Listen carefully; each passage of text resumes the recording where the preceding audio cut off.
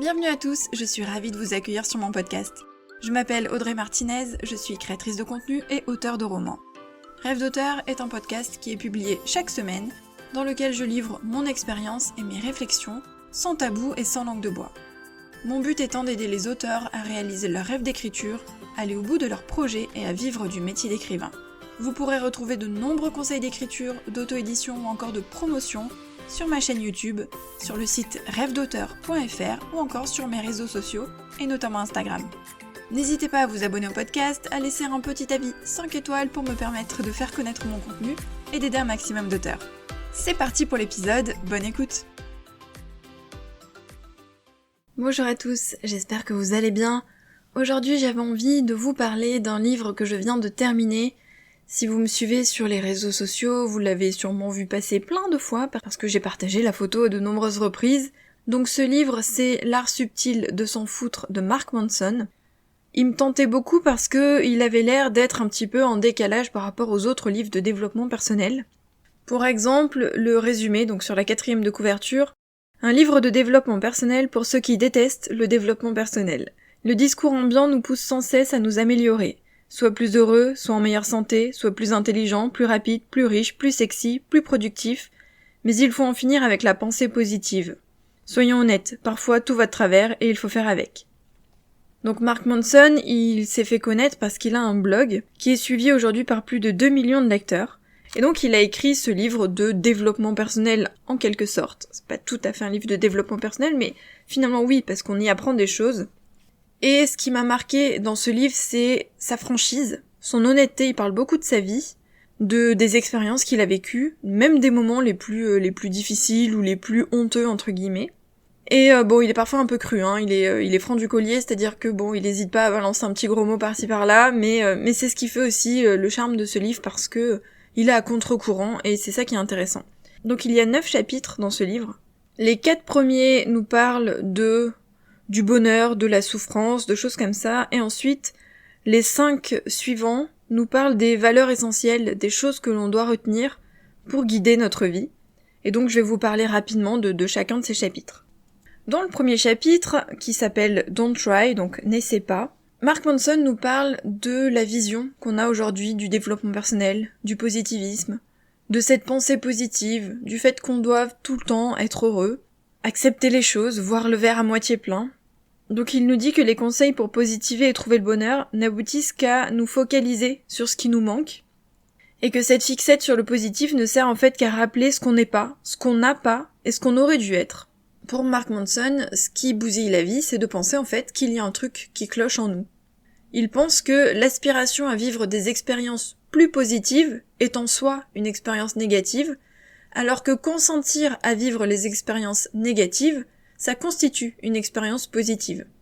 En fait, ce qu'il essaie de dire, c'est que le développement personnel et la pensée positive d'aujourd'hui nous obligent à remarquer ce qui manque chez nous et à nous faire croire qu'il manque quelque chose chez nous et qu'il faut absolument qu'on recherche plus ou autre chose.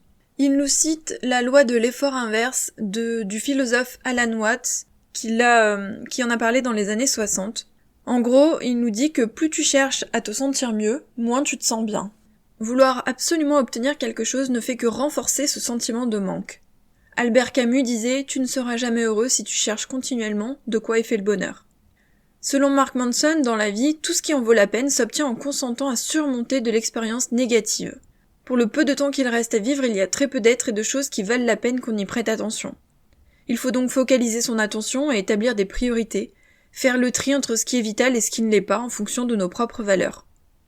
Pour surmonter l'adversité, on doit donner de l'importance à quelque chose qui est finalement plus important que cette adversité. Il faut réserver ses efforts pour ce qui compte. On choisit toujours de tenir à certaines choses plutôt qu'à d'autres.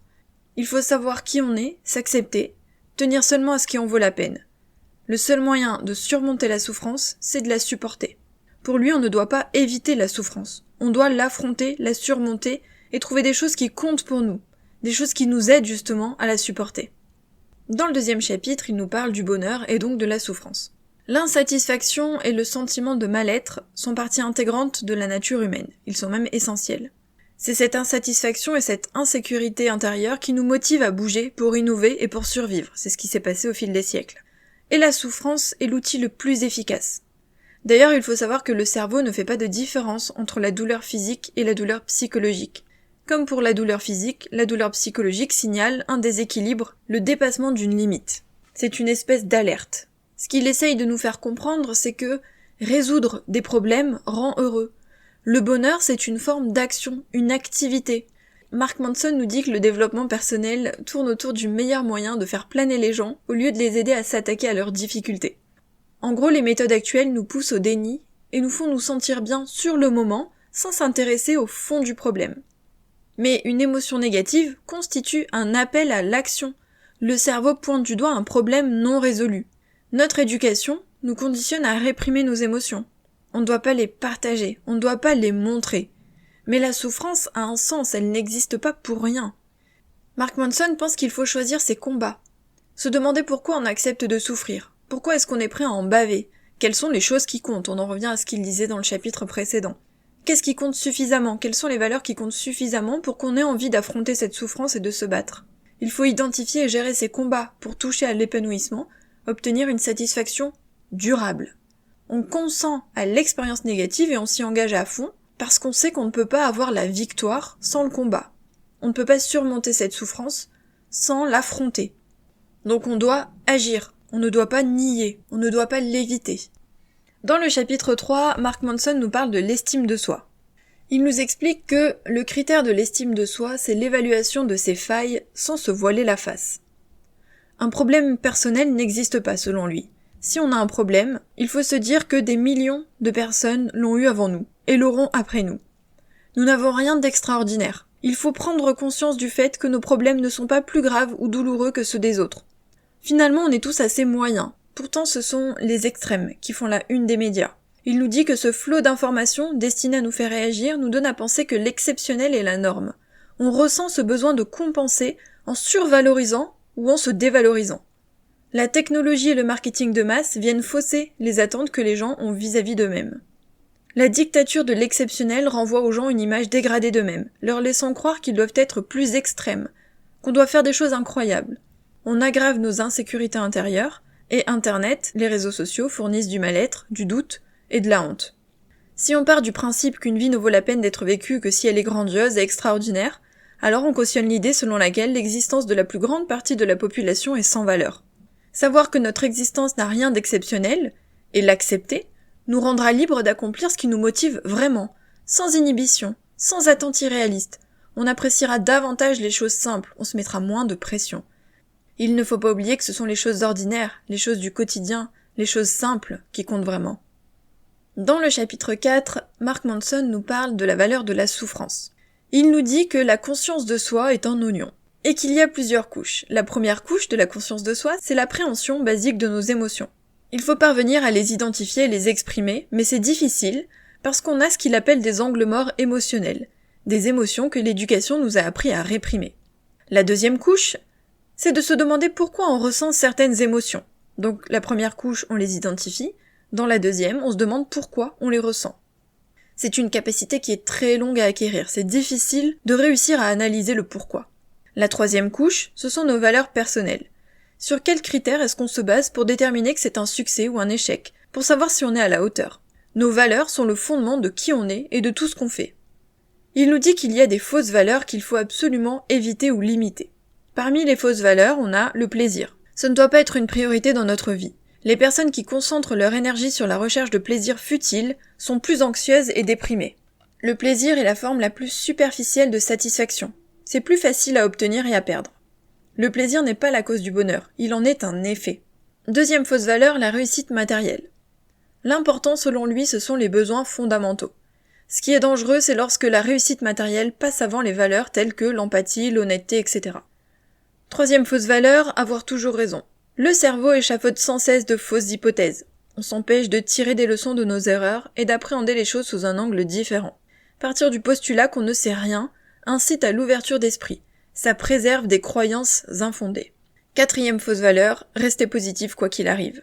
Il nous dit que parfois, il faut admettre que ça va mal. On exprime les émotions négatives. Tout ne peut pas aller toujours bien. Freud disait, un jour, avec le recul, les années de lutte t'apparaîtront comme les plus belles. Ensuite, Mark Manson fait le distinguo entre les valeurs cool et les valeurs merdiques. Les valeurs cool sont basées sur la réalité. Elles sont socialement constructives, elles sont immédiates et contrôlables. Elles se satisfont de l'intérieur. Ce sont par exemple l'honnêteté, la curiosité, le respect, l'humilité, la créativité, etc. Les valeurs merdiques, elles sont basées sur des superstitions. Elles sont socialement destructrices. Elles ne sont ni immédiates ni contrôlables. Elles sont tributaires d'événements extérieurs. Par exemple, la popularité, avoir de l'argent, dominer les autres, manipuler les autres. Les valeurs sont une question de priorité. Quelles sont les valeurs que nous faisons passer avant les autres et qui influencent nos décisions ? Quand on a des valeurs à la con, des critères à la con, je cite, qu'on se compare aux autres, notre vie est encore plus merdique. Quand on a des valeurs cool, on se tourne vers des trucs qui comptent vraiment, qui nous font nous sentir mieux et qui génèrent du bonheur, du plaisir et de la réussite. Le développement personnel, le vrai développement personnel, consiste à accorder la priorité à des valeurs cool, à focaliser son attention sur ce qui en vaut la peine. Et selon Mark Manson, il y a 5 valeurs qui en valent la peine. C'est l'objet des 5 chapitres suivants. Ces valeurs obéissent à la loi de l'effort inverse. Elles sont négatives et obligent à se confronter à ses problèmes. C'est tout l'inverse de ce qu'on nous apprend, c'est-à-dire que on nous dit tout le temps qu'il faut se focaliser sur des valeurs positives. Mais là, Mark Manson va à contre-courant. Il nous dit que les valeurs sont négatives et qu'il faut les affronter, les confronter, pour pouvoir atteindre cet état de bonheur dont on parlait au début du livre. Selon lui, les 5 valeurs sont la responsabilité de ce qui nous arrive, l'incertitude, l'échec, le rejet, et enfin sa condition de mortel. Responsabilité et choix. Quand on se morfond dans une situation, c'est qu'on n'en détient pas le contrôle total. Quand on choisit nos problèmes, on se sent fort. Si on nous les impose, c'est une expérience pénible et on se place en victime. Il suffit de réaliser qu'on est responsable de tout ce qui nous arrive dans la vie. On ne contrôle pas toujours ce qui survient, mais on contrôle le regard qu'on porte sur ce qui nous arrive et la façon d'y réagir. Plus on assume la responsabilité de notre vie, plus on a du pouvoir. Même si ce n'est pas de notre faute, ça reste de notre responsabilité. Certains partent avec une meilleure donne que d'autres dans la vie. Mais le vrai jeu réside dans les choix qu'on fait, avec les risques qu'on décide de prendre et les conséquences qu'on choisit d'assumer. Il faut oublier la victime attitude, faire porter le chapeau aux autres. Deuxième valeur, l'incertitude, le fait de cultiver le doute. La peur de l'échec, du rejet, du refus de se tromper empêche de vivre et d'avancer. Mais c'est aussi parce qu'on s'accroche à des croyances et à des certitudes. Il faut cultiver le doute. Selon Mark Manson, c'est la clé. Il nous dit que le cerveau est imparfait. On se trompe sur ce qu'on voit et on entend. On oublie des choses, on interprète mal. Le cerveau est conditionné. Il privilégie l'interprétation issue de son esprit, de ce qu'il a construit au fil des années. Il est conçu pour être efficace et non pas pour être exact. La mémoire est faillible. C'est d'ailleurs pour ça que les témoignages ne sont pas des preuves irréfutables. Le cerveau est sous l'influence de ce qu'on croit vrai. La voie la plus raisonnable est de pratiquer le doute, de remettre en question ses convictions, de se faire un petit peu moins confiance en interrogeant ses intentions et ses motivations. L'incertitude permet de désamorcer les stéréotypes et les préjugés. Elle prévient les jugements sommaires. C'est la base du progrès et de la croissance. Pour évoluer, il faut admettre l'imperfection, s'ouvrir à l'erreur. Selon la loi de l'évitement de Manson, plus quelque chose met en danger ton identité, plus tu t'efforces de l'éviter. Donc plus quelque chose menace de modifier l'image, l'appréciation qu'on a de nous, plus on contourne la chose. Tout ce qui risque d'impacter notre zone de confort fait peur. On évite tant les bonnes que les mauvaises choses, par peur de sortir de cette zone de confort. Donc nos certitudes ont toujours la priorité. Tant qu'on refuse de toucher à la représentation qu'on a de nous, à ce qu'on croit, on ne peut pas changer. La valeur suivante, c'est d'accepter les échecs. Les progrès passent par des milliers de minuscules échecs. Le degré de notre réussite dépend du nombre de fois où on a échoué. L'éducation nous apprend à éviter l'échec. Tout est rapporté à la performance. Les médias nous abreuvent de réussite, sans nous montrer tout le travail qu'il y a derrière. Au risque de nous limiter ou de nous étouffer, on s'en tient à ce que nous savons faire. On ne peut réussir que là où on est prêt à échouer. Refuser l'éventualité de l'échec revient à fermer la porte à toute possibilité de réussir. Les plus belles victoires sont celles qu'on a remportées en luttant contre l'adversité. L'expérience de la souffrance accroît la capacité de résistance. On a besoin de crises existentielles pour considérer en toute objectivité ce qui a fait sens dans notre vie et d'envisager de changer de direction. La souffrance fait partie du processus. Il ne faut pas l'anesthésier, il faut apprendre à la supporter, agir malgré elle. Selon Mark Manson, l'action est extrêmement importante. Il explique que les gens se mettent souvent en action s'ils ressentent de la motivation. Ils ne ressentent de la motivation que s'il leur vient une inspiration. Donc le schéma serait inspiration, qui donne de la motivation, qui provoque l'action. Mais en réalité, selon Mark Manson, ce sont les actions qui engendrent les réactions émotionnelles. Donc le nouveau schéma, c'est action, qui provoque de l'inspiration, qui provoque de la motivation, qui engendre une autre action, et ainsi de suite. Donc selon lui, si on veut se lancer, il faut faire quelque chose. Il ne faut pas rester à y réfléchir, à y penser. Il faut agir. Fais d'abord quelque chose, le reste suivra. Agir devient le critère de réussite. Et du coup, n'importe quel résultat sera un progrès puisqu'on a agi, donc on a avancé. La valeur suivante concerne le rejet. Selon lui, on a besoin de s'opposer pour se positionner et s'affirmer. Il ne faut pas éviter le rejet. Il faut tenir à quelque chose pour y accorder de la valeur. Et donc accorder de la valeur entraîne le rejet de ce qu'elle n'est pas. Et ce rejet, c'est la clé de notre identité. Nous nous définissons parce que nous choisissons de rejeter. Ne rien oser rejeter, c'est n'être personne. Donc il pense que le rejet est important, qu'il ne faut pas avoir peur de rejeter ou d'être rejeté, parce que c'est comme ça qu'on définit son identité. Et enfin, la dernière valeur concerne l'acceptation de la mort de notre condition de mortel. C'est un chapitre très intéressant. Il nous dit que la mort nous terrifie tous. On l'élude, on évite d'y penser, d'en parler et de l'admettre. Pourtant, sans la mort, rien n'aurait d'importance. Ernest Becker disait que la terreur de la mort est une angoisse profonde qui sous-tend ce que nous pensons ou faisons. Selon lui, il y a 2 moi, le moi physique et le moi conceptuel. On a conscience que notre moi physique va mourir et que c'est inévitable. Du coup, on s'efforce de construire un moi conceptuel, éternel, dans l'espoir que notre influence perdurera au-delà de notre moi physique, avec l'espoir qu'on se souvienne de nous, même après notre mort, c'est ce qu'il appelle les projets d'immortalité. Le moi conceptuel, c'est l'identité et l'image qu'on a de nous-mêmes. Mais s'efforcer d'accepter la mort nous libère. Au lieu de l'ignorer, on peut choisir ses valeurs sans être les otages d'une quête absurde de l'immortalité via des valeurs vaines. Il faut garder à l'esprit l'idée de notre mort. On en revient aux valeurs cool, aux valeurs saines qu'il faut absolument poursuivre.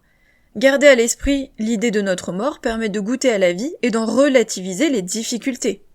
Mark Twain disait « La peur de mourir découle de la peur de vivre. Celui qui vit pleinement est prêt à mourir à tout moment. » Cette citation est magnifique.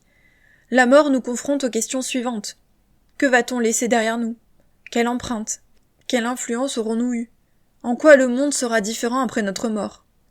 La mort devrait être la boussole. L'accueillir, lui réserver une place, c'est nous envisager nous-mêmes comme plus grands. Choisir des valeurs qui nous dépassent, qui dépassent le service de notre seul moi. Il ne faut pas se focaliser sur des valeurs superficielles qui vont se substituer aux valeurs importantes. Au contraire, il faut bien choisir ce qui compte pour nous, ce qui en vaut la peine, ce qui vaut la peine qu'on se batte pour elle. Et pour terminer, Burowski a dit « Chacun d'entre nous est promis à la mort. Quel cirque. Cela devrait suffire à nous faire aimer les uns les autres. Mais non, les futilités de la vie nous paralysent, nous sommes dévorés par ce néant. » Voilà pour l'essentiel de ce que j'ai retenu du livre L'art subtil de s'en foutre de Mark Manson. Honnêtement, je l'ai trouvé extrêmement intéressant. J'en ai ressorti les notions essentielles. Il y a énormément d'anecdotes sur sa vie, donc évidemment je ne les ai pas retranscrites, ça aurait été beaucoup trop long. Ce qu'il faut retenir, je pense, c'est qu'il ne faut pas avoir peur des expériences négatives. Il ne faut pas avoir peur de souffrir. Au contraire, il faut affronter cette souffrance. Il faut accepter le rejet, la peur, les douleurs, quelles qu'elles soient, les expériences négatives, puisque ce sont ces étapes-là qui nous mènent au vrai bonheur. Il faut aussi choisir des valeurs saines, des valeurs importantes, qui dépendent de nous, qui dépendent de notre vision du monde, qui ne dépendent pas d'événements extérieurs, qui ne sont pas futiles, qui ne recherchent pas les plaisirs futiles et immédiats. Se dire que on a une seule vie, et qu'il faut donc se focaliser sur les choses importantes, les choses essentielles, qu'on est responsable de sa vie, qu'on doit donc agir, qu'on ne doit pas rejeter la faute sur les autres, et que si quelque chose ne nous va pas, il faut prendre les choses en main. Donc n'hésitez pas à lire ce livre si jamais ça vous intéresse d'en savoir plus. Parfois ça peut paraître un peu négatif ou un peu cynique, mais en allant au fond des choses on se rend compte qu'il y a plein de notions extrêmement intéressantes. Si ça vous intéresse, je vous mettrai le lien dans les notes de l'épisode. N'hésitez pas à me dire en commentaire sous la publication Instagram si vous avez lu ce livre, s'il vous tente, et puis nous on se retrouve la semaine prochaine pour un nouvel épisode de podcast. Bye.